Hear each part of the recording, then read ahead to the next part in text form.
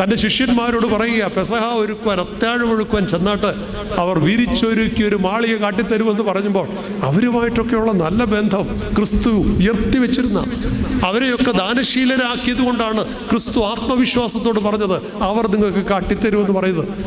ഏത് സമയത്തും കടന്നു എന്ന് പ്രാർത്ഥിക്കുവാനും ധ്യാനിക്കുവാനും വിശാലമായ ഗത്സമനത്തോട്ടം തൻ്റേതുപോലെ പ്രയോജനപ്പെടുത്തിയത് തൻ്റെ സ്വന്തമായിട്ടല്ല. അതെ, വിട്ടുകൊടുക്കുന്ന മനസ്സുള്ള ധനാഢ്യരായ ആ സമൂഹം ക്രിസ്തു അവരെയും ചേർത്ത് നിർത്തി. അപ്പോൾ ധനാഢ്യരെയും സാധുക്കളെയും ഒരുപോലെ ചേർത്ത് നിർത്തിയ, എല്ലാ വിഭാഗങ്ങളെയും ഒരുപോലെ ചേർത്ത് നിർത്തിയ, വേറുകൃത്യങ്ങളില്ലാതെ ചേർത്ത് നിർത്തിയ ക്രിസ്തുവിൻ്റെ സുന്ദരമായ മനോഹരമായ ചിത്രമാണ് നമുക്കിവിടെയൊക്കെ കാണുവാനായിട്ട് സാധിക്കുന്നത്. ഒരു വ്യത്യാസവുമില്ലാത്ത, പ്രത്യേകിച്ച് ക്രിസ്തുവിൻ്റെ ജീനിയോളജി, വംശാവലി പരിശോധിക്കുമ്പോഴറിയാം അവിടെ ഒരു വ്യത്യാസവുമില്ല.